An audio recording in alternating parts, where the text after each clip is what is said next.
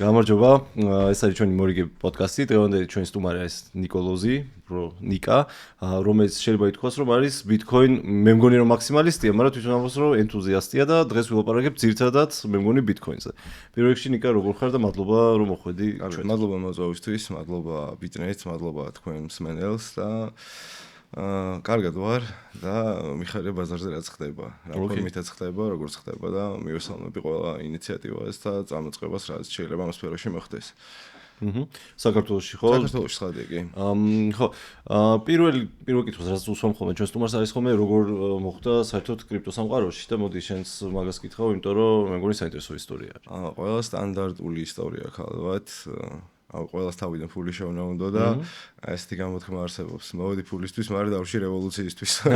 ხო და არ ვიცი ხა რამდენად ვითარდება რევოლუციური მოვლენები ფინანსური კუთხით, მაგრამ ჩემი ბექგრაუნდიც ეგეთია, ფინანსებში ვიყავი, მე ტექნოლოგიასთან მქონდა ბავშვობიდან კარგი დამოკიდებულება და მე ისო რაღაც გადაიკვეთა ერთმანეთთან. თუმცა 2 წელი ბუნდოვნად მქონდა წარმოდგენა, რას ვაკეთებდი, რაღაც ჩინაგანად გრძნობდი, რასთან მქონდა საქმე და მე სხვათა შორის ერთ-ერთ დოკუმენტურ ფილმს უყურე, რომელიც მოგვითხრობდა ენერგიის და ინფორმაციის ისტორიას. მან არ იყო სიტყვა ნათქვამი არც კრიპტოვალუტაზე, არც ბიტკოინზე, ეს იყო ალ-ხალილის ესეთი ფიზიკოსი ადამიანია, ფილმი, დოკუმენტური ფილმი, რომელიც უბრალოდ ისტორიას გვიყვებოდა თერმოდინამიკის და ინფორმაციის ისტორიის შესახებ და იმდენად საინტერესო იყო ეს 2 ნაწილიანი ფილმი, ანუ order disorder ქვია ინგლისურად რა. რომ მან მივხვდი რომ ანუ ეგ სიტყვა აკლდა მაგ ფილმს და მე მაქინან დავიწყე ძიება და დღემდე ვეძებ რა ანუ დღემდე არ ვიცი ბიტკოინი რა არის მაგრამ ბევრი რამეა რა ერთი რაღაც არ არის ხო ერთი რაღაც ნამდვილად ბევრი რაღაც საინტერესო რაღაცა თქვი პირველ რიგში ხო ანუ ესენი orange pill მომენტი რომ თქვა იყო ეგ კი და მე ანუ ის ადამიანები რომლებიც ამ community-ში იყვნენ მე დავიწყე აბსოლუტურად ნოლიდან სადოში წერილების კითხვიდან დღესაც ვკითხულობ ხოლმე, რაც უხასიათეთ თუ არ, კარგი ემოცია მოდის იქიდან და ის ადამიანები, ვინც უშუალოდ მონაწილეობას იღებდნენ, აი ეს მაგალითად ნიქსავო, რომელსაც უფრო ადრე ქონდა ეს იდეი და ასე შემდეგ, ეს ხალხი გვიყვებოდა ამბავს ამის შესახებ და შესაბამისად მე ამად გავუყევი, მე Twitter-ზე დაუმეგობრდი ამათ და ეგ კიდე ცალკე აღმოჩენა იყო Twitter-ის community-ს როგორ რეაგირებდნენ, იმიტომ რომ მანამდე ფორუმებზე მქონდა სხვადასხვა ანუ ტექნოლოგიური მიმართულებით კითხვები გამოსცილება და იქ ვიცოდი როგორი community იყო ზოგადად ეს ტექნოლოგიი ტიპები. იმიტომ რომ როდესაც პრობლემას ეძებ, ყოველთვის დღეს უფრო გამარტივებულია ცხადია, პასუხი აქვს გამწვანებული და იცი აღარ ეძებ და ჩვენ დღეს ეს კულტურა არ გვაქვს და არც გქონია ქართველებს. ანუ რაღაცას მოვაგვარებთ და აღარ უბრუნდებით ფორუმს. ვეძებთ ბევრს, მაგრამ პასუხი რო ამოხსნით რაღაც საკითხს, აღარ უბრუნდებით პასუხს. ეს არისო, ეს პრობლემა არ შემხოდრია მე მან პირიქით, ანუ იმდენი, ანუ ამასთანაც მეგობრებს ვესაუბრებოდი, რომ იმდენი სულელური რაღაც მაგ დაწერილი დღეს ვკითხულობ, მინდა რომ წავშალო ხოლმე, მაგრამ ჩემ თავს უშვები, რომ არა, ეს მე ვარ, ანუ ჩემ თავს ვერ შევცვლი, ვერ მოვაწყობ, იმიტომ რომ არ ვიცოდი და მაინტერესებდა. ონდეს ადამიანები არ დაგვრცინოდნენ პირიქით, ანუ ვიხსნიდნენ დეტალურად და სასაცილო მაშინ ხარ, როდესაც შენ რაღაც სულელურ არგუმენტზე ჩამოვიკიდები და აჯერებ შენ თავს, რომ ესე უნდა იყო და მანიფესტირებ, რომ გინდა თუ არა ესეა. ანუ სიახლის მიმართ მიმღებლობა მქონდა და ვიღებდი კიდევაც მე ტესტავდი ამას და აქამდე მოვედი რა როგორც მოვედი. ხო, ეგ არის ალბათ თუ არ არის ერთ-ერთი მიზეზი შენ რატომ ხარ ესეთი აქტიური. ხო, შენ სოციომედიაში ხა კრიპტო ჯგუფებში იქნება თუ შენ პირადულზე ძალიან ხშირად პოსტავ ბიტკოინზე, ხო, სხვა ფორმატით და ანუ ეგ კულტურა მაგთან გადმოიღე, შეიძლება ითქვას, რომ სხვებსაც გინდა რომ გააგებინო რა არის ბიტკოინი. ხადია რა, ანუ ეს არის წმინდა მოხალისეობრივი საქმიანობა, ამაში. ფულს არ გიხდის სატოში ნაკამოტო, არ მიხდის ფულს, ეტყობა არ მოწონს ჯერ. ხო და კებოლეთი არის ის. თუმცა აი ყველაზე მნიშვნელოვანი რა იყო, იცი პირველად ჩემ ცხოვრებაში Twitter-ზე არ ვიძახი რა მაქვს ეს პროვაიდი რა. ერთი წმინდა სივრცე დამიტოვეთ მეთქი ვიძახი და მან ადამბექი ნიქსავო და კიდევ ეს ტიპები არიან ჩემი ფოლოვერები. წარმოდგენა არ აქვს ვინ ვარ. უბრალოდ მოხდა როგორ იცი რომ ნიქსავოს ჩაუჯექი, ანუ ერთი კონკრეტული ტიპი ავირჩიე და სულ კითხულობდი მაგის რაღაცებში არ ვეთანხმები, რაღაცებში ვეთანხმები, მაგრამ იქ რაც საერთო ინტერესები გვაქვს, რაღაცები მომწონდა რა თქმა უნდა და სულ ალაიქებდი და პოსტს ვაკეთებდი ხოლმე რა ჩემ პეიჯზე და ერთ დღეს ვიღვიძებ და ბოტების Twitter-ის ამბავი ხო ყველა მისთვის და უცებ ნიქსაბო არის ჩემი ფოლოუერი გამოუშტესდი ვინაღა არ მჯეროდა რა და ამან გამოიწვია უკვე სხვა ტიპებთან ჩემი ანუ გზა გამეხსნა რა რომ ადამ ბეკმა რომ ნახა რომ ნიქსაბო მაფოლოვის ესე იგი ვიღაც ტიპი არ ვარ და წამოვიდა მთელი კრიპტო ბიტკოინ Twitter-ი არის დღეს ჩემი ფოლოუერი რა ну საკმაოდ ცოტა მაგრამ ეს კარგი ხო ანუ მე არ მაინტერესებს იქ არ ვაგროვებ ლაიქებს და რაღაც იმ ხალხთან კომუნიკაცია რაც მჭირდება ცხადი ანუ რეპუტაცია მაქვს სადღაც Twitter-ზე მაგრამ იქ არ ვაქტიურობ იმიტომ რომ იქ ამერიკას თავის community ყავს და მე არ ვარ საჭირო იქ ხო ანუ შენ უფრო საქართველოში აქტიურობ და იმაშვები ხო და აი რა არის შენი მიზანი თუნდაც აი ამ შენი პოსტებით რა გინდა რომ აი ჩვეულებრივ ქართველმა თქვათ გაიგოს ან კრიპტოზე ან ბიტკოინზე ან ფულზე თუ აი რა არის რატო აკეთებ ეს მიზანი არ მაქვს რა ეს არის ჩემი ყოველდღიური საქმიანობა ჩათვალე რომ ვარჯიშობ რა ანუ საჯარო ჯიმ დარბაზია სადაც ავე აჯიმანებს ვაკეთებ რა ანუ ჩემთვის ვაკეთებ ამას მე ვარჯიშობ მე მინდა რომ ვიღაც შემოვიდეს კომენტარზე და მითხრას რომ არასწორად ფიქრობ არასწორად ანუ ეს არის ვარჯიში სწორედ ამას ვაკეთებ მე არ მინდა რომ ყველა მენდობოდეს და არც მე არ მინდა რომ ყველას ვენდობოდეს ხა ეს არის ეს სივრცე ანუ უამრავი სისულელი დამიწერია და უამრავ სისულელს დავწერ მომავალში ამის მე არ მაქვს მე პირიქით შეცდომა არის ის გზა რომელიც უნდა გავიაროთ რომ სადღაც მივიდეთ ანუ რაღაც მწვერვალებზე როგორც წმინდა ნინო შემოვიდა და ქრისტიანობას აუცელებ და ეგრევე აუცელებ ამას რა ბიტკოინის რელიგიას ხო რა ანუ ეს კულტურა რა კულტურა ჩამოყალიბდა კულტად არა კულტურად იმიტომ რომ ჩვენ დავინახეთ რომ აქ ბიტკოინზე არა საუბარი რა აქ არის ფულზე რომელიც ესეთი ფორმით დაგხვდა და გააკეთა ამ ადამიანმა რა ეს იყო მცდელობა მრავალი წლის ანუ ადამიანები ვცდილობდით რომ უკეთესი ფულის ფორმა ფულს ქონოდა შინაარსი არსებულ ფინანსურ სისტემას არა აქვს შინაარსი უშინაარსო არა ცარიელი გამოშიგნულია და უსარგებლობთ ადამიანებს რატო არის უშინაარსო შინაარსი იმიტომ რომ მათ აქვს ჯადოსნური პრინტერი, რომელთაც ვისარგებლობენ და ეს აისახება თითოეულ ინდივიდზე საქართველოში და თუ ვინმე მეტყვის რომ ლარი მყარდება, მაშინ სხვა მედია საშუალებას უსმენს, რომელიც 2012 წლიდან იუწყება 2025 წლამდე რომ ლარი დოლართან მიმართებაში გამყარდა ან გაუფასურდა. რომ დავაკვირდეთ დიდ დიაპაზონში აღმოჩნდეთ რომ 2012 წელს 1 დოლარი იყო ლარი და 75 და დღეს არის 2.80 დაახლოებით რა. ანუ ესე არ მყარდება ლარი და ეს პრობლემა არა მარტო საქართველოს, არამედ ევროპასაც და ამერიკასაც აქვს თავის, ანუ სხვადასხვა, აი მაგალითად მიკროეკონომიკის დარგის სპეციალისტი და ექსპერტი ჩემი მეგობარია, ერთ-ერთ პოდკასტში ძალიან საინტერესო რაღაცას ამბობს, რომ მე შევხვდი USB-ს წარმომადგენლობასო, იმ ქალბატონს, ლეჯერს არა, ლაგარდს და საუბრობდით რომ ინფლაციის 2%-იანზე რომ დავუშვით. ეს შესაძლებელია 2%-იანიც ხელოვნურად აქვს დაჭერილი ამ ტიპებს, რომ აიცი რა 2%-იანი ინფლაცია გვაქვს წლიურ ჭრილში ეს არაფერი არ არის. 2% მართლა არაფერი არ არის, შეხედო 1000 ლარის 2% არ არის არაფერი, მაგრამ ჩვენ ხო 10 წლით არ ვცხოვრობთ და 1 წლით, ჩვენ ვცხოვრობთ 30, 40, 50 წლით და ეს 2%-იანი რო გავამრავლოთ ამ წლებზე, საბოლოო ჯამში არსად არ მივდივართ რა. და ამ ტიპმა უთხრა რომ მოვაგვარებ ამ პრობლემას. რა დრო გჭირდება 15 წელი რა საპრობი არჩევნები მომადგა კარსეურა ინფლაცია უნდა მოაგვარო და დაიწყეს ისე ფულის ბეჭდა და ჩვენ თუ დიდ დიაპაზონში დავაკვირდებით თუნდაც ამერიკის ხელისუფლება თუნდაც ევროპა ფულს ბეჭდავს რომ რაღაც მოხდება ისინი მიზეს უიპოვიან რომ დაბეჭდონ გეტყვიან რომ აი რაღაც ახლა ვიღაცას თითი გაიჭრა და იმ ხელს უნდა უკურნალოთ რა სადღაც აფრიკის რომელიღაც ან ჩრდილოეთ კორეაში გჭირდება რაღაც სუბსიდირება რაღაცის მოიფიქრებენ იმიტომ რომ ეს შესაძლებლობა აქვს და როცა ჩვენ ეს შესაძლებლობა გვაქვს ვიყენებთ და ესე არ ვართ ადამიანები გვაქვს შესაძლებლობა და ვიყენებთ. ოღონდ ეს სწორია თუ არასწორია ამას დრო აჩვენებს და დრო მაჩვენა ეგ რო არ არის სწორია. კი, მაგრამ ნუ რისკები მოყვება ხო ეხლა თუნდაც იმ თავრობისთვისაც რომ ანუ ინფლაცია გაიქცეს ესე რომ ვთქვათ რაღაც ჰიპერინფლაციაში გადაიზარდოს ასე შემდეგ ამ ბოლო პერიოდში აი რავი რო ავიღოთ მეორე სოფლიო ომის მერე რა ვიცი პერიოდში ევროპულ და დასავლეთში ჰიპერინფლაცია არ ყოფილა ხო მე მგონია მეორე სოფლიო ომის დროს იყო ინფლაცია ვინმე სადაც აი ბავშვები ფულით თამაშობდნენ ეს მე რეგიონები ან მეორე სოფლიო მე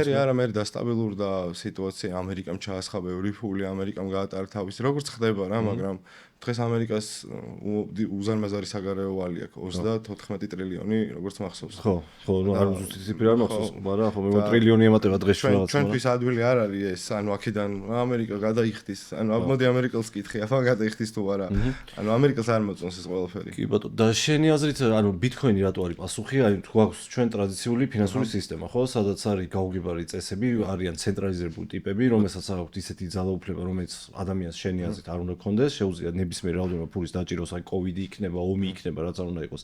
მაგ მომენტში ან თვითონ გამოიგონოს რაღაცა მიზეზი და მეორე მხრივ გვაქვს ბიტკოინი, ხო, რომელიც ბევრ ბიტკოინის მიმდევრისთვის არის გამოსავალი, ხო? და აი კონკრეტულად რაში გამოიყადა, რა აქვს ბიტკოინს ისეთი, რომელიც ამ პრობლემას აგვარებს, ესე რომ ვთქვათ. ძალიან ბევრი რამე. პირველ რიგში ეფექტური ფულია. ძალიან ეფექტური, იმიტომ რომ რას ნიშნავს ეფექტური ფული? ანუ იმაზე ეფექტური ფული ნიშნავს იმას, რომ მისი მოპოვება ტექნოლოგიურად რთულია, მაგრამ თვითონ უშუალოდ პროცესი არის ძალიან ეფექტური.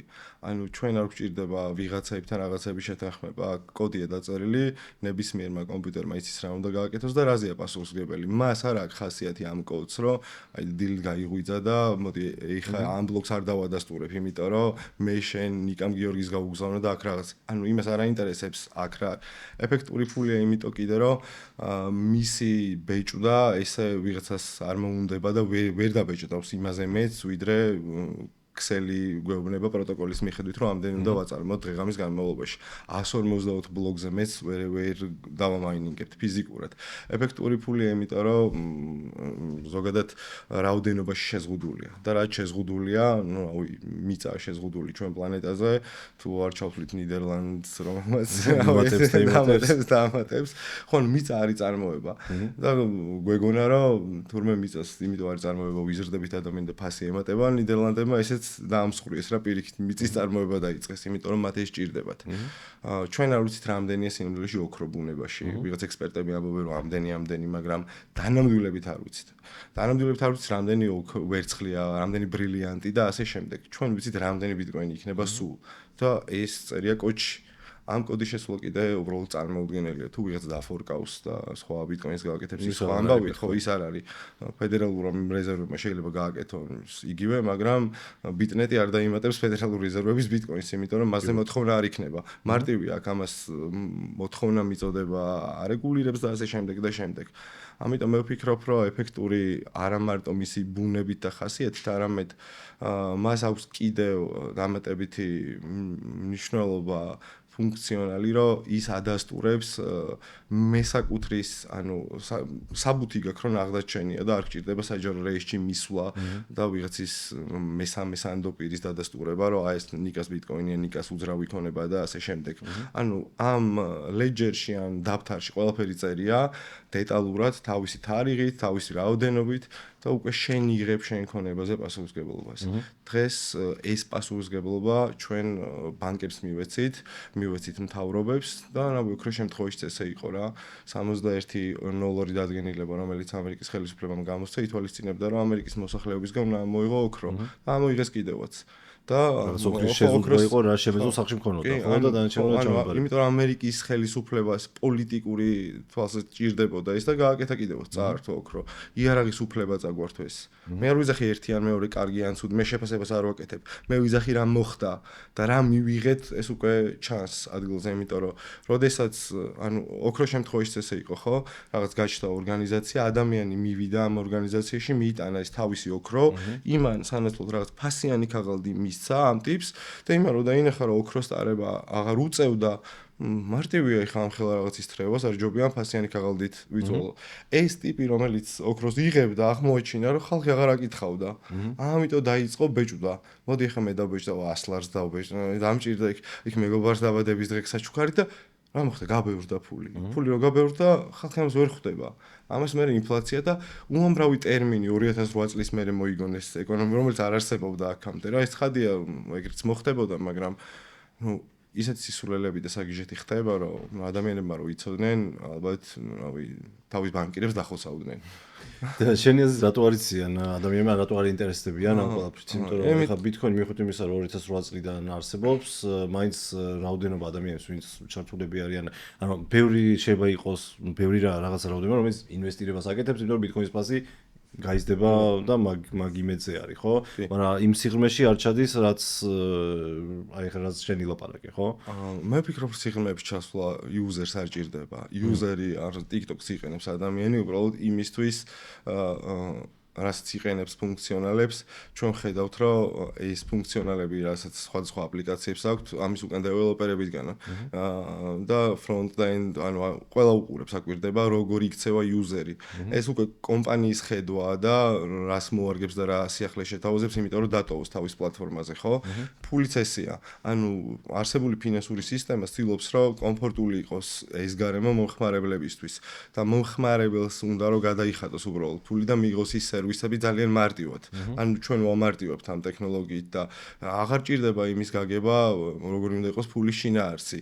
მაგრამ როდესაც ფული ფუჭდება და რაღაც რო გვიფუჭდება, ტელეფონი რო გვიფუჭდება, მანქანა რო გვიფუჭდება, მე მივდივართ ხელოსანთან და Bitcoin-ი არის ეს ტიპი, რომელიც ამ პრობლემას უწყვეტავს ნებისმიერ იუზერს. ანუ ბევრი არც გაიგებს და ვერც გაიგებს სინამდვილეში ფული რა არის სიღრმისეულად. Bitcoin-ამდეც ფულს ქონდა ისტორია. უბრალოდ Bitcoin-მა მოგვიტანა ის, რომ უფრო მარტივად გაგვეგო ამის შესახებ ინფორმაცია და უფრო მეტმა ინფორმაციამ გამოჟონა რა იყო ფული, როგორი უნდა ყოფილიყო ის და რავი დღეს აქ ვართ რა. ან ხო, შენ თავიდან თქვი რომ ეს რაღაც მოგების დავჭი რევოლუციისთვის, ხო? აი დღევანდელ სამყაროს რო უყურებ და დღევანდელ Bitcoin-ის აღქმას, ხო? ძალიან შეცვლილი არის ალბათ ესე შეიძლება ითქვას და ეხლა გვყავს უკვე ისეთი მოთამაშეები ბაზარზე, როგორც არის BlackRock-ი და ETF-ების სახით ივაჭრება ფასიანი ქაღალდია და ანუ რაც იყო რაღაც აი სუის მახსენდება ახალგაზრდობაში პანკი შეიძლება იყოს თმა ესე კონდეს რაღაცნაირად და ცოტა რაღაც 40 წლის რო ხდები უკვე შავ კოსტუმით რო დადიხარ ანუ და ბევრი თუნდაც კრიპტო სამყაროში რომელიც ამ თავისუფლების იდეას და Bitcoin-ის რაღაცა ცალკე არსებობას უყურებდნენ და აფასებდნენ დღეს ძალიან ისიც უხარიათ რომ BlackRock-ი შემოდის რა ბაზარზე. შენ როგორ უყურებ მაგ ამბავს რომ აი ესეთი დიდი ინსტიტუციები რომელიც რეალურად ძველ ფინანსურ სისტემებს წარმოადგენენ, ხო? და უკვე Bitcoin-ზე ორიენტირებულები რო ხდებიან ან რაღაცა სევდიანად თუ რამენაირად აღიქვა მაგ პერსპექტივით შევხედავთ და ვისი პერსპექტივით. ეს ძალიან რთულია რომ ესე რაღაცები აღიქვა და შეაფასო, იმიტომ რომ ჩვენ სინამდვილეში არ ვიცით Sailors რა განზრახვები აქვს. მე წარმოდგენა რომ აქ ერთ საუბრო არის ერთი და მეორე რა ხდება არის მეორე. ანუ ჩვენ ხედავთ რომ ეს ადამიანები ამ აქტივს ყიდულობენ. მოდი უნდა ამ კითხვა უნდა დავუსვათ რატო აკეთებენ ამას? იმიტომ რომ ეს სისტემა ჩამოშალონ? ანუ ცოტა არ იქნება ადეკვატური პასუხი ამაზე რომ თანხმობის უფრო გაგვაკონტროლონ? თვითონ Bitcoin-ის ბუნება არ არის კონტროლირებადი. დღეს ყოველ შემთხვევაში ესეა. ხოლმე რა იქნება არავინ არ ვიცით. ჩვენ ნახეთ რომ რამოდენიმე დეველოპერი Bitcoin-ის დაჭერილია. რატო არიან ანონიმურები ეს ადამიანები, ვინც Bitcoin-ის უკან დგას? იმიტომ რომ საფრთხეს წარმოადგენს თვითონ ამ ფულის არსებობა ბევრი პრივილეგირებული ადამიანისთვის, რომელსაც მართლა აქვს ფინანსური პრივილეგია. ჩვენ არ გვაქვს ფინანსური პრივილეგია, მაგრამ იმათთვის საფრთხეა. მაგრამ მეორე კუთხით რომ შევხედოთ, საჭიროებასაც ხედავენ. ეხლა როგორ ფიქრობ პუტინს რო ჭირდებოდეს თანხის გადარიცხვა არის სარგებლებს Bitcoin-ით დარწმუნებული ვარ აქვს მონაწილეობა მიღებული, იმიტომ რომ ის არ ჩანს, ანონიმურია. ან ერთის მხრივ ეს ჭირდებათ და მეორეს მხრივ არ აწყობთ, იმიტომ რომ ამით შენი სარგებლებ და ადამიანები როდესაც ესეთი ფუნქცია სარგებლობენ, ცენტრალიზებულ სისტემებში ვეღარ იქნები, ხო, ანუ ჩვენ დღეს გვაქვს შემოღობილი პლატფორმები, Facebook-ი, Instagram-ი და ასე შემდეგ, სადაც თითეული ჩვენი სიტყვა კონტროლდება და ეს შეუძლია რომ მე რომ მთავრობაში ვიყო, არ მომეწონა რა თქვი და მორჩა აქ იკრძალო ყველაფერს. ანუ ეს შესაძლებლობა, ფულის ბეჭვრის შესაძლებლობა, ეს შესაძლებლობა, ცენტრის შესაძლებლობა და როდესაც სისტემა დეცენტრალიზებულია, ცხადია, ოქროს შემთხვევაშიც, ნავთობის შემთხვევაშიც ადამიანის ბუნება ეს და ეს ნორმა, მოგწონს არ მოგწონს, ამაზე არ ვსაუბრობ შეფასებაზე, რომ რაღაც რესურსი ხელში ჩავიგდოთ. და ამას აკეთებენ ეს ადამიანები, მაგრამ როგორ გამოუვოთ, ეს უკვე სხვა საქმეა. იმიტომა დეცენტრალიზებული რომ Bitcoin-ის დეველოპერები სხვა გეოგრაფიულ ადგილას არიან, ბევრი მათი, რავი, არ ვიცით ვინ არიან სინამდვილეში. არიან ამ კოდის უკან. მაინინგ ცენტრები ან დეცენტრალიზებული, იმიტომ რომ ერთი აფრიკაშია, მეორე, ანუ ყველაფერს ერთად ვერ დახურავენ. და თუ ეს მოხდა, ცხადია ეს უნდა იყოს განგაში სიგნალი იმ დანარჩენი მსოფლიოსთვის, რომელსაც არ ესმის სინამდვილეში ფული რა არის.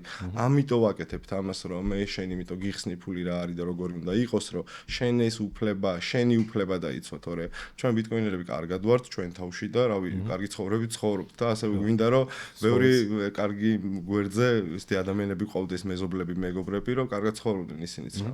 აი რო წარმოვიდგინოთ, აი თქვათ შენ ცხოვრება რა, როგორც ბიტკოინ ენთუზიასტი, ანუ განსხვავდება ჩვეულებრივ, ალბათ განსხვავდება, მაგრამ იცი რა მაინტერესებს, შენ ყველაფერს ბიტკოინში აღიქვა, აი თუნდაც აი მანქანა რო იყიდო რა, ანუ თუ ფიქრობ მანქანის ყიდვაზე, ფიქრობ რომ აი ამის ალტერნატივა არის, რომ მეტი ბიტკოინი მქონდეს, თუ აი ყველაფერში არის გადმოსული შენ ცხოვრებაში თუ არ გააჩნია რა, ანუ ესე არ არის, ეს არის აქტივი, მე ვფიქრობ, რომელიც უნდა გქონდეს და რაც უფრო იაზრებ, რომ მისი ხელში ჩაგდება, უბრალოდ სხვას არ შეუძლია, ცხადია, ესეთ ადამიანის სურვილია მეტი გინდა რომ გქონდეს რა, ანუ ბავშვობაში მინდოდა რომ შენი სათამაშო მქონოდა, იმიტომ რომ მომწონდა და წართმევაზე ჩალიჩობდი და ჯერ კიდე ძალიან აი ბულრანი მეცინავე ხოლმე ბულრანი იწყება და მოდი აი ბულრანი ჯერ არ დაწყებულა საერთოდ რასაც ნამდვილ ბულრანს ვეძახით, იმიტომ რომ მიწოდების შოკის პრობლემა გვექნება ძალიან მალე, იმიტომ რომ ის წარმოება ნელ-ნელა რთულდება, ასევე 1 მილიონია დარჩენილი და 8 მილიარდი ადამიანი ელოდება სამყაროში, რომ ეს დანარჩენი მილიონი ბიტკოინი დაიწესოს. ცხადია, ხა BlackRock-ი, Saylor-ი და სხვადასხვა ორგანიზაციები შეეცდებიან, რომ ფასი მაქსიმალურად დაწიონ. რომ ბევრი კონსპირაცია შეიძლება იყოს აქ, რავი, არ ვიცი. მართლა არ ვიცი. შეიძლება ამერიკა ჩალიჩობს ტრამპი, რომ დანარჩენი სამყაროს ფული რაღაცნაირად შეტენოს აქ და მერე ვალი გადაუხადოს დანარჩენ სამყაროს. ყველაფერი შეიძლება. ყველაფერი შეიძლება მოხდეს. ეს არის პროგნოზები, ეს არის გამოცდილება, ეს არის ვარაუდი. შენ არ შედიხარ, ხო თუ შედიხარ შენ? ანუ ნახე მე როგორ უყურებ საკითხს. გააჩნია რა სარგებელი გინდა, რისთვის ხარ აქ მოსული, რა თუ ფული შოვნა გინდა, შეგიძლია იშოვო, თუ გინდა რომ კონდეს generational wealth ან თაობებს მე არ მჭირდება რომ ჩემ ბიტკოინს რომელსაც ყოველთვე DCA თუ არ აქვს მნიშვნელობა, მე უბრალოდ ჩამივარდება დღეს დავზოგე ფული სიტყვაზე 5 ლარი რომ გაზიანი სასმელი არ ვიყიდე, ის მიდის ბიტკოინში ეგრე აკეთებ, კი ეგრე ვაკეთებ, ხო, ნებისმიერ მავნეჩვევა, ცხადი ადამიანი ვარ, სურვილები მაქვს, გასინჯული მაქვს შაქარი, ვიცი შაქარზე დამოკიდებულება რა არის, მაგრამ ისიც ვიცი რომ ჩემ თავს კარგი უნდა გავუკეთო. მე თუ კარგს არ გავუკეთებ ჩემ თავს, შესაბამისად ეს იგი სხვა რაღაც არის ჩემთვის პრიორიტეტი და მე რო ვიპოვი რომ ჩემთვის სხვა რაღაც არის პრიორიტეტი, მე შევადარებ, ანუ რა ჯობია ეს შაქარი არ ჯობია რა თქმა უნდა, მე მირჩევნია რაღაც აქტივი ვიყიდო, რომელსაც ვენდობი, რომელსაც ჩვენ ვერ წამართმევ და რომელსაც ვერ დახაკავს ვერავინ. და რავი, ჩემი შაქრის მიღებით, ჩემ ორგანიზმს ვაყენებ, რავი და ძალიან დიდ ზიანს. ვიღაცა ამბობს რომ მე ცოტა ხანი ვცხოვრობ და ანუ მე ეს არ მინდა ვიცხოვრებდე ხანს და ჯანსაღად ვიცხოვრო, რომ ვიყო ფუნქციური. და გამოვადგე სხვა ადამიანებს და იმ წრეს ვისაც ერთად ვარ. გასაგებია. ხო, ანუ შენ და ფასიც არ აქვს, რომ როცა ყიდულობ, ფასიც არ აქვს, რა მნიშვნელობა? 100,000 ღირს 20,000 არ აქვს მნიშვნელობა, არ აქვს მნიშვნელობა, იმიტომ რომ long term-ში დოლართან თუ შევადარებ, თუ მოგებაში ხარ, იმიტომ რომ დოლარი იმდენად სწრაფად კარგავს ღირებულებას, არ იკვლევები ამას, მე არ ვიგონებ ამას მონაცემები ამბობს, რომ 1 წლის განმავლობაში დოლარმა დაკარგა დაახლოებით 98% მისი წელს თუ 1 საუკუნეზე. საუკუნის ხო, ანუ ყველაფერს დავაკვირდეთ.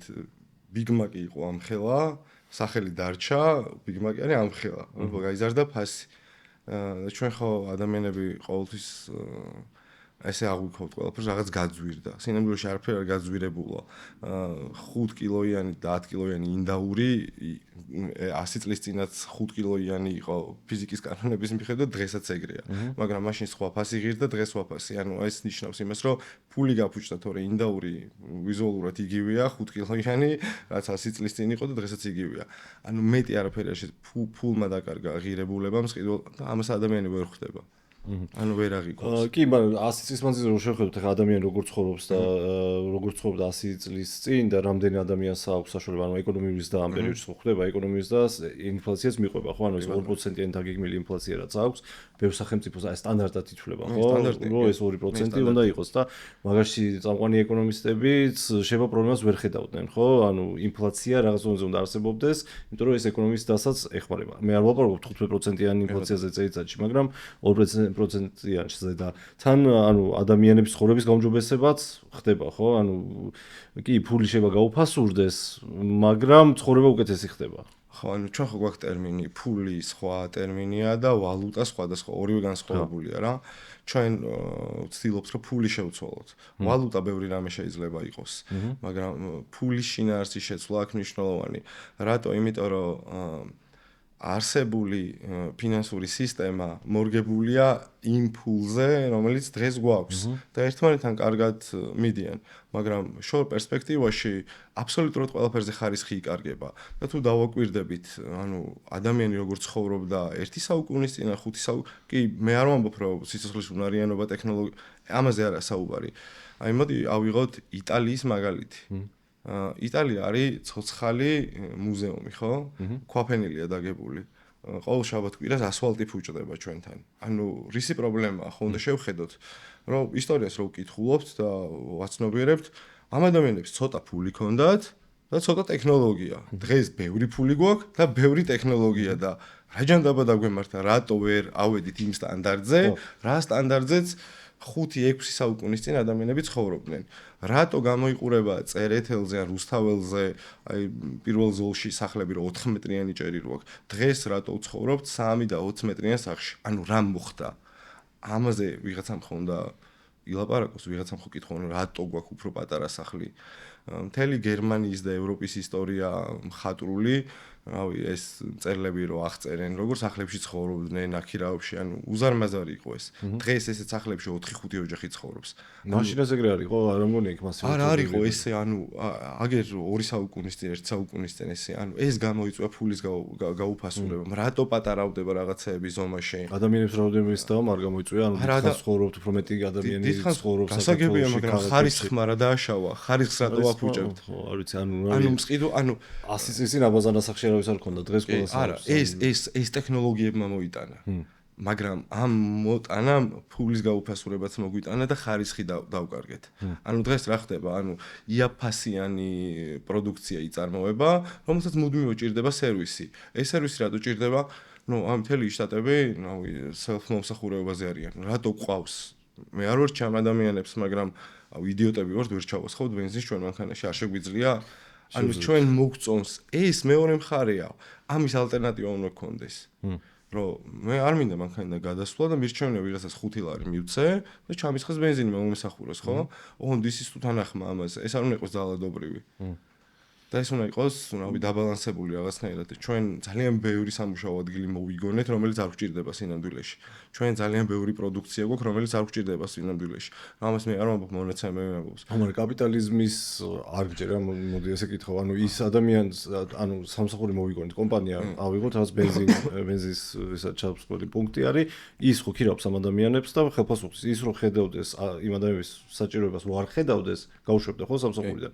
ანუ რაღაც კუთხე გამართლებული არის, ხო, იქ ხო კომპანიის გადაწყვეტა. რაც შეეხება პროდუქტები, ბევრი კი შეიძლება აღჭირდეს, მაგრამ ყიდველი რასაც არ ყავს, სხვა ბაზარზე აღარ იქნება, ხო და ანუ მაგაში პრობლემა არ არის არაფერი, უბრალოდ სინამდვილეა რომ არ გვჭირდება. ეს შეიძლება იყოს ხელოვნურად განმარტოებული, ეს შეიძლება იყოს მე გავაკეთებ კომპანიას. შაქრიანი წყალი მაგალითად არ გვჭირდება და არ გვჭირდება, მაგრამ ხო ადამიანებს მოწონთ ამას, ეს ნორმაა, მაგრამ ამას შენაკეთებ თუ არა, ეს მე ჩემი პერსპექტივიდან, თორე მე შემიძლია გავაკეთო კომპანია, დავასაქმო ნახევარი საქართველოს, ჩავალებოთ უხადო ხელფასი, მე ვნახავ კარს, რომელსაც 100 ლარს გადავხდი, რავი, all time high-ზე გავყიდი ბიტკოინს, შევქმნი კომპანიას, არაფრის კეთებაში გადავხდი ტიპებს და მე მივალ მთავრობასთან და ვეტყვი, რომ დამასუბსიდირე, იმიტომ რომ 9 მილიონი ქართველი უმუშევარი რჩება.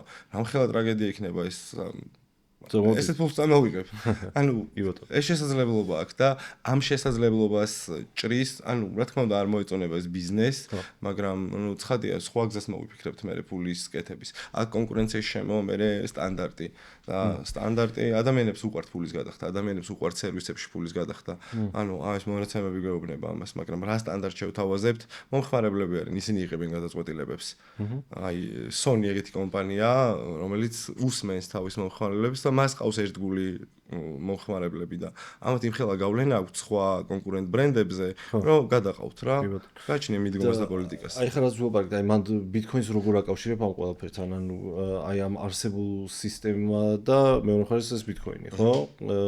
ანუ ეს პრობლემები რაც არსებობს, ამას აგვარებს ბიტკოინი თავისი ხასიათით, რაც გააჩნია, თავისი რაოდენობის ფიქსირებული, დეცენტრალიზებული, ანონიმური და ასე შემდეგ, ხო? იცი რა ინტერესებს, აი მონაცემები რა, ანუ პირადი მონაცემები, ხო? საქართველოში მე მგონია რომ მაგას დიდათ არ მე მაქვს ეგანსდა რომ არ აქცევენ დიდათ ყურადღებას, რომ აი რო რეგისტრირდები Facebook-ზე და იქ რო რაღაცას პოსტავ, რეალურად ეს რას ნიშნავს და როგორ იყენებს ის კომპანია ამ მონაცემებს, შენ მონაცემებს, ხო? მგონია რომ აი ვინც ბიტკოინს, ანუ შენაირად ბიტკოინზე ფიქრობს, რაღაც ამ დეიტაზეც იგივე განცდები აქვს ხოლმე.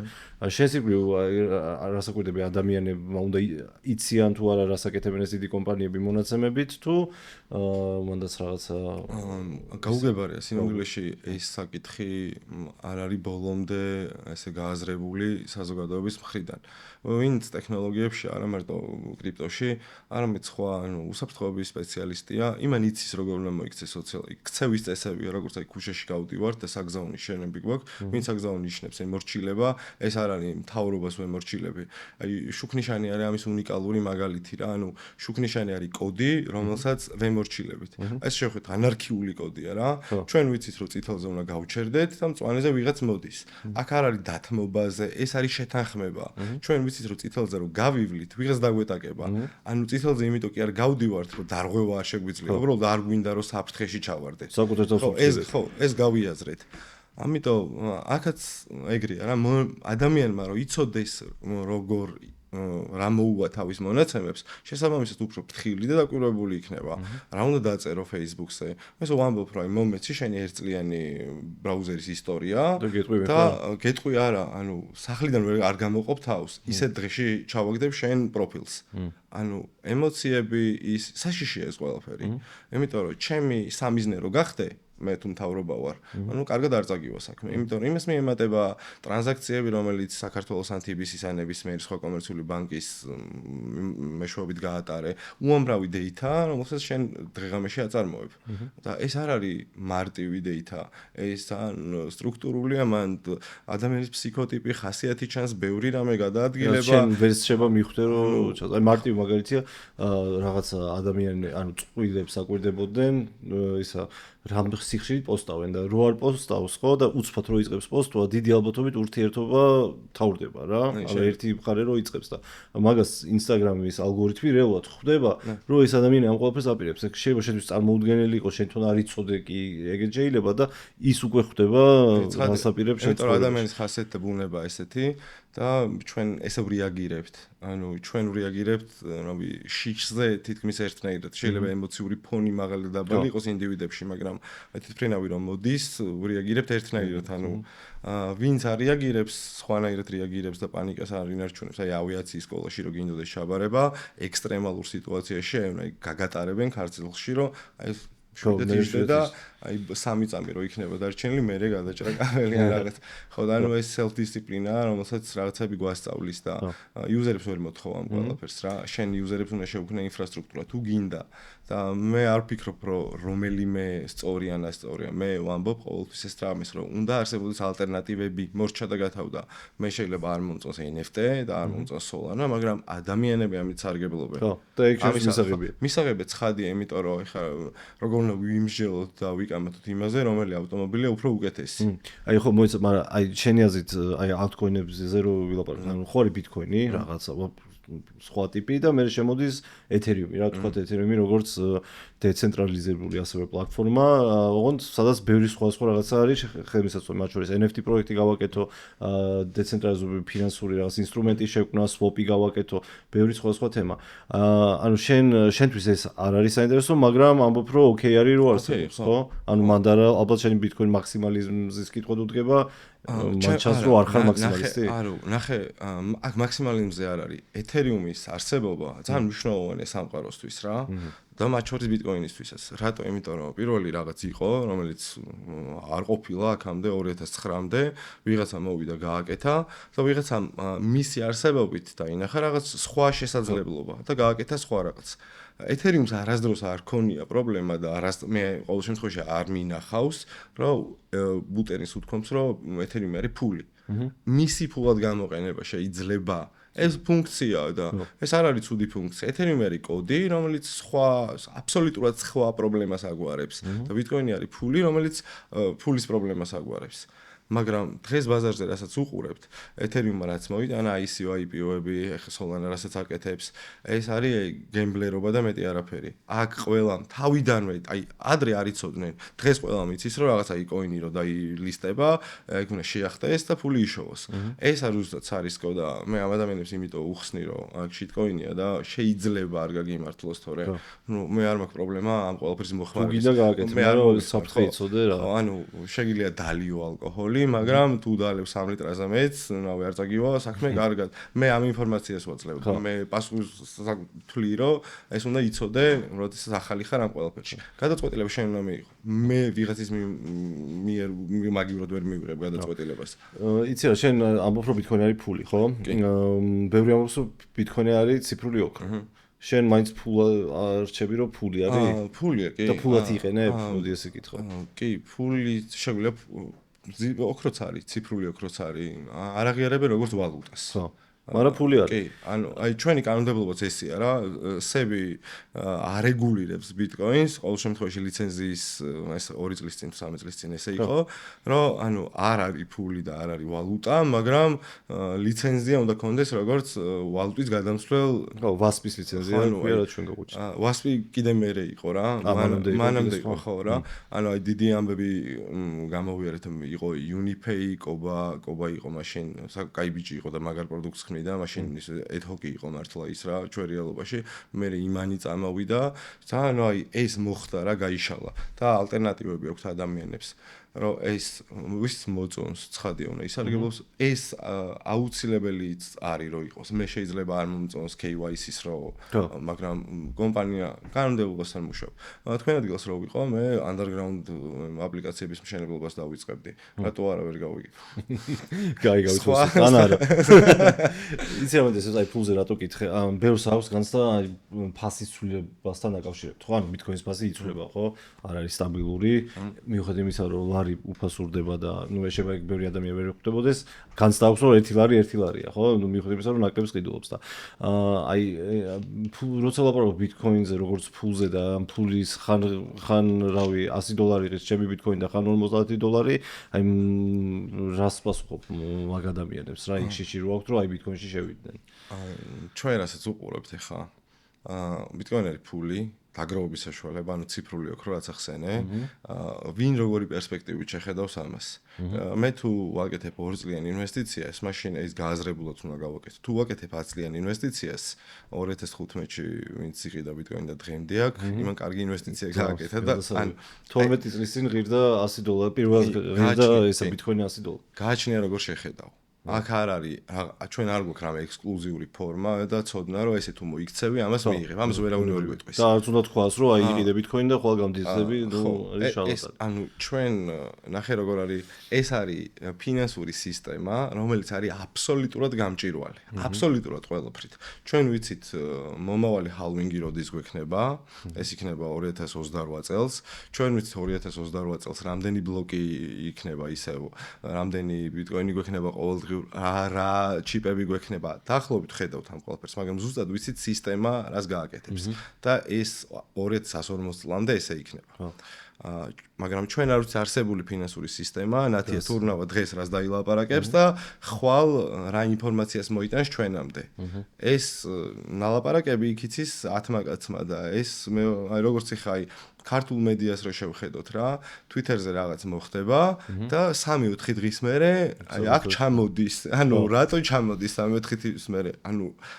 სტაბილური ინტერნეტი გვაქვს რასაც დააპოსტავს ვიღაცა ხო ანუ სინქრონში ხდება ყველაფერი ლაივში კი ბატონო რამდენი ბიტკოინი უნდა კონდეს ადამიანს რას ფიქრობ არ ვიცი რაც მეტი უკეთესი. არის რამე ზღვარი მინიმალური ზღვარზე? ის Sailors რო ვკითხოთ არ არის ზღვარი. მე რაც ხედავ აკუმულირება მიდის ამ ფულის ცხადია ამ აკუმულირების პროცესში ეს რყევები იქნება, მაგრამ საბოლოო ჯამში ძალიან ბევრი ახალი მდიდარი სახე შეემატება. ოღონდ რას გააკეთებს მე ეს ადამიანი საშაურმეს გახსნის თუ დეველოპინგში მიიღებს მონაწილეობას ეს არ ვიცით, მაგრამ ნამდვილი ბიტკოინერი, ესე რომ ვთქვათ, ალბათ უფრო ხარისხიან პროდუქციის წარმოებას დაიწყებს და დღეს ბაზარზე არიან ეს თებიც, იმიტომ რომ ამან გამოიწვია ის ტიპები, რომლებიც ამ სფეროში იყვნენ და შეხედეს სამყაროს როგორი იყო, დაიწყეს სხვადასხვა პროდუქციის წარმოება, ოღონდ მაღალი სტანდარტით და ხარისხით. ჩვენ ალტერნატივები ბიტკოინერი უკეთესი ადამიანია. ხო, ანუ ბიტკოინერი უფრო კარგ პროდუქციას ქმნის, ბიტკოინერი უფრო სანდო ტიპია, ვიდრე ფიატ მაქსიმალისტი და ანუ იმიტომ რომ ეს უკვე აპრობირებულია რა, მე ამერიკაში ძალიან ბევრ ტიპს ვიცნობ, რომელიც უკვე ის მასშტაბი არა აქვს ამას დიდი, მაგრამ ანუ კომუნიტში იწყება ამის პოპულარიზაცია. და იმან გაიაზრა, რომ კარგი ცხოვრებისთვის, კარგი სტანდარტია საჭირო, რომ რატო უნდა ვჭამო ცომი, რომელიც ვნებს და დაიწყეს ანუ ეს როგორი კომუნიტია, იცი? ვიღაცა მედიცინაშია, ვიღაცა ბიოქიმიკოსია, ვიღაცა ავიაციაშია, ოღონდ ეს ხალხი ენთუზიაზმით არ არის იმ სფეროდან წამოსული, დარგის სპეციალისტები არიან, რომლებიც წამყვან პოზიციაზე მუშაობდნენ ამ თუ იმ კომპანიაში. და მათ სიტყვას გამოცდილებას და ცოდნას დაალაგ ნავალი შესანიშნავი ინდუსი ამერიკელი ენჯელ ინვესტორია, რომელიც აი სასწაულ პროექტებს აკეთებს. და ბევრი ადამიანი, რომლის ნდობაც უბრალოდ სხვა პოდკასტის და სხვა მისი ნაშრომიდან შეგვიძლია, რომ ვენდოთ ამ ადამიანს და როდესაც მე უკვე ამ რეგალიასაც შეითავსებს და იაზრებს, რომ სამყარო არ მიდის იმ მიმართულებით, რა მიმართულებით უნდა მიდიოდეს, შესაბამისად ცდილობენ, რომ რაღაცით პროდუქციები და პროდუქცია და აპლიკაციები წერონ, რომელიც გამოადგება საზოგადოებას რა. ეს არ მეტი არაფერი არ არის. უკეთესი სამყარო და მოგეთ უკეთესო სამყაროსთვის ბიტკოინი აუცილებელი რაღაცა. ამით ბიტნეტი რომელიც ბიტნეტზე რა თქმა უნდა ხელმისაწვდომი არის. ხო, და მანდ რო დავუბრუნდეთ, აი ბიტნეტის მაყურებს ან ჩვენი არხის მაყურებელს რას ურჩევდი, ვისაც ჯერ არ აქვს ნაყიდი ბიტკოინი, ანუ პირდაპირ იყიდოს თუ ჯერ რაღაცა ბიტკოინის სტანდარტი უნდა წაიკითხოს თუ აი რა არის ყოფნა ეს შენ რომ ძალიან რთულია იუზერებთან კომუნიკაცია, იმიტომ რომ იუზერები ყოველთვის გადაწყვეტილებას იცვლიან, ისინი რაღაცებზე რეაგირებენ. შეიძლება რეაგირება მოახდინონ 100,000-დან 30,000-მდე რო ჩამოდის, ის ტიპი აღარ იყიდეს, იმიტომ რომ უკვე იმხელა რისკ კალათაში და აზროვნებაში გადაიტანს, რომ ეს არის რისკი, ამხელა მიმები ხო გვინახავს სტოკ მარკეტში რომ 5%-იანი კლება ტიპები თავს იკლავენ და 50%-ში გადიხარ და ჯალიჩოფრო ფული იშოვო, რომ იცი რომ დაბრუნდება უკან. ამ ადამიანებს უნდა გავაგებინოთ ერთი რამ, რომ ეს ტექნოლოგია არსად და ვერსად ვერ წავა, ეს გვაქვს უკვე. ამას ვერც უკან შევტენით სატოშის კომპიუტერში და ვერც გავაკრობთ. თუ რამე დაემუქრება, პრობლემა არ არის, სხვა ალტერნატივა გაჩნდება. და ეს უკვე მოხდა, ანუ ჩვენ ცოდნა მივიღეთ, როგორც თავის დროზე მივიღეთ, ცოდნა ბენზინის მანქანები რო წარმოება რო დავიწყეთ. ანუ ეს მოხდა. ბენზინის მანქანები ერთ საუკუნე დადის თითქმის სამყაროში და აპრობირებულია და მუშაობს. ყველა ახალი ტექნოლოგია, აი წინასთან შედარებით უფრო ჩქარა განიცდის ადაპტაციას და ბიტკოინიც ეს ტექნოლოგია, რომელიც გვაქვს და ადაპტაციას გავა დღეს შეიძლება ბიტკოინი ქვია, ხოლმე შეიძლება მონერო დავარქვათ, ზეგ შეიძლება ეთერიუმი იყოს ეს კაციშვილმა არ იცის როგორ მოხდება. ბლოკჩეინი არსებობს და იარსებებს კიდე კარგი. ბლოკჩეინი კიდე, ანუ ბლოკჩეინის ტერმინის გააზრება სხვანაირად მოხდა რა, ანუ აი დაიწყეს ესე რომ მე როდესაც აი როსურ ბრიხტი ეხა ვინსტრაპმა გამოუშვა სილკროუდი რო გაკეთა თავისუფალი ბაზარი, მაშინ ჟულიან ასანჟი კიდე ანუ ყველა ის იყო რა კრიმინალები ერთი სიტყვით. დღესაც იგივე ხდება, ანუ გადასვლას გავაკეთებ ჩვენ ქვეყანაში, ანუ მთავრობამ ნანუკა ჟორჟოლიანს შეუწყვიტა დაფინანსება, მოგწონს ნანუკა არ მოგწონზე არ აქვს საუბარი მთავრობა. ბანკის ანგარიშებზე ეს მოხდა ამერიკაში 2013 წელს. XLs. და სატოში აქ აქტიური იყო ჯერ კიდევ ფორუმებზე და როუბრიხცას და WikiLeaks-აც უთხრა, რომ ანუ კრაზანის ბუდეში ყოფთო ჯოხსო და დაგვერხეო, იმიტომ რომ მაშინ ბიტკოინის ქსელი ძალიან სუსტი იყო და მისი დახაკვა შესაძლებელი იყო. თავრობა არ უყურებდა ბიტკოინს, გემბლერების თავშეყრის ადგილი ეგონა და თარგეტი გააკეთა ამ ორ ადამიანზე და დაიჭირა ეს ორი ადამიანი. ამ დროს გაიპარა ბიტკოინი რა და პოპულარიზაცია პოვა, მაგრამ მათმა აქტივობამ ცხადი ხელი შეუწყო ბიტკოინის განვითარებას და აი ერთ-ერთი ბიტკოინ იმპოზალ სამი ტექნიკური ეს არის რა, დეველოპერები რომ მუშაობენ, კოდს როცა იხილავენ, საჯაროდ ხდება ეს ხან Twitter-ზე, ხან ბიტკოინ სხვადასხვა პლატფორმებზე და რა უნდა გააკეთონ, მან სატოში წერდა, რომ გემბლერებისთვის იყო ერთ-ერთი მიზანი, რომ გამოიყენებინათ, რომ ფული ადვილად გადაერიცხათ. იყო ეს კომპანიები, თამაშობდნენ, ბიტკოინ თამაშები იყო, მიდიოდი პოკერს თამაშობდი და შექმნდა. და მიდის მაგაზე ბაზარი, რომ ეგეც პოპულარიზაცია გაუწიონ. ეხლა აჭარა ბეთმა ან ევროპამ თუ რაც არის ქვეყანაში რომ წარმოვიდგინე მიიბას და თავის მომხმარებლებს უთხრას, რომ აი შეგიძლიათ ისარგებლოთ, ხო? ისარგებლებენ ეს ადამიანები. ტეზერმა ეს გააკეთა, ანუ ტეზერის უფრო მეტი გადარიცხვა დღეს სამყაროში ვიდრე ამერიკული დოლარის. რატო? იმიტომ რომ ადამიანები აკეთებენ ამას და ნათია თურნავო ვერ მოუწოდებს რომ ხიხია ეს და ესე გააკეთე, ისე გააკეთე. ანუ მე როცა ვხედავ ალტერნატივას, თავის გზას ყოველთვის ესე იქნება და ყოველთვის ესე ამ ადამიანებმა რომ იციან ტეზერი იმიტომ ყიდულობს 8888 ბიტკოინს ხო? სეილორი იმიტომ ყიდულობს რომ იციან რომ ვერ შეეხება ვიღაც სხვა შენ აქტივს. შენ უკვე აქ რა ბერკეტს გამოიყენებ. უნდა თქვათ რომ ადამიანის არსებობის ისტორიაში ყოველთვის იყო შესაძლებელი და ყოველთვის ხდებოდა რომ ვიღაცა ეხებოდა აქტივებს და არტმევდა კიდევაც, ხო? კი, რა თქმა უნდა. ანუ ნებისმიერ ქვეყანაში ამერიკიდან დაწყებული საქართველოს დამთავრებული ეს პრობლემა ყოველთვის არსებობდა. ომია და ომი ნორმალურია. ნორმალური იმ გაგებით არა რომ სასიამოვნო, უბრალოდ სამყაროსთვის არის ეს ნორმა, რომ ესე ხდება და ესე მოხდება. სანამ არ მივალთ რაღაც დანიშნულების წერტილამდე, რომ ამის შესაძლებლობა არ გვექნება. შენ მე ბიტკოინს ვერ წამართმევ.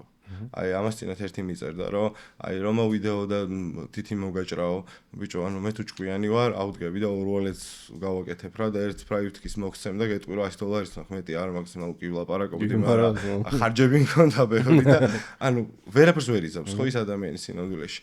გააჩნი, ანუ აღქმას ცოდნა მნიშვნელოვანი რა. აი ზუსტად იმ ფილმში საუბარი არის ინფორმაციის ისტორიაზე და ფიზიკა ამბობს ამას, რომ ნებისმიერი ვირტუალური ინფორმაცია საბოლოო ჯამში ამ დედამიწაზე არსებული ფიზიკის კანონებით არის ფიზიკურ ნივთად იქცევა რა. როდესაც თავიდან მესოპოტამიაში ბგერა აღწერეთ და გადავიტანეთ ფირფიტაზე თიხის, დღეს ბგერა გვაქვს ფლეშკებზე ჩაფ. მაინც ფიზიკური ფორმის არის, შეიძლება ვირტუალური, ეხლა ჩემი ბგერა ციფრულში გადადის, მაგრამ სად ვინახავთ, სად ვიწერთ ეხლა ამ ფიზიკურად ვიწერთ. და ეს 12 seed phrase და private keys ფიზიკურად ვიწერთ, რომ ონლაინიდან გავაკროთ, იმიტომ რომ ეს საფრთხეა. ეს საფრთხე user-ს არ შეუძლია დაცვა. ამიტომ რომ ადამიანები აი ხო გქონია ფორუმებზე კამათი რომ ბირჟაზე უდატოვებთ თანხას. ადამიანებს საკუთარი თავის უფრო ეშინიათ ვიდრე ხო. ესეც ნორმალურია. ეხა მე ჩემი თავი ვიცი. აი ხო ტიპები კიდე მეუბნება რომელი საფულია კარგი, ანუ აი ყველა ცუდი კითხვაა რა. რომელი მანქანაა კარგი, ანუ ვისთვის, ჩემთვის Toyota Tundra ყველაზე კარგი მანქანა რა. არ ველოდი მაგას. Porsche-ზეც კარგი მანქანაა და Ferrari-ზეც. მინდა რომ ეგ მყავდეს. თუმცა სადაც Toyota Tundra-ს გამოვიყენებ, იქ Porsche-ს ვერ გამოვიყენებ, ან Ferrari-ს ხო? სხვადასხვა დანიშნულება აქვს ამ ყველაფერს, როგორც თუნდაც ბირჟის შემთხვევაში, თუნდაც altcoin-ებთან შემთხვევაში და ასე შემდეგ. ეს ნორმაა რაც ხდება და აი კიდე შევკრავ რომ Ethereum-ის გაჩენით Bitcoin-მა დეველოპერებმა ხვანაირად დაიწყეს ყურება საკითხის. აქ ორ კატეგორიასთან გვაქვს საქმე, ერთი არიან ფინანსისტები და მეორე ტიპები არიან დეველოპერები. ხო და Ethereum-ის დეველოპერები ცოტა მოქნილი ტიპები არიან, forky და Bitcoin-ში ეს დაართულია. რატო ართული? რომ იმიტომ დომინაცია ქსელითაც, კაპიტალიზაციითაც, წლობითაც, ყველაფრით და ძალიან რთულია ეხლა რომ 5 Bitcoin-ი გაქვს ანგარიშზე და გამოვიდეს პიტერი და თქვას რომ აი ეხლა ამის გაკეთება მინდა, აქ უნდა ჩავდგას ტენკა და შემოვშერხინას ტენკა, შეიძლება გაგიჟდე, ხო? კი, შევცვალო ჩემ networks რაღაცა ის ახალი იდეა გავაცვალო, layer-ები დავაშენოთ ბევრი, მაგრამ ამიტომ გეშინია ამ ყველაფრის და ეს დეველოპერები ცოტა კონსერვატიული ტიპები არიან და ცდილობენ რომ მაქსიმალურად ისეთი რაღაც გააკეთონ, რომელიც არ ჩამოშლის ამ სისტემას, იმიტომ რომ მისი აშენება თავიდან, აი რავი, უფრო утоპიურია ვიდრე რაც გამოვიარეთ რა. ძალიან დიდი მადლობა ნიკოლოზ, მე მგონი ძალიან ბევრი საინტერესო თემა შევეხეთ.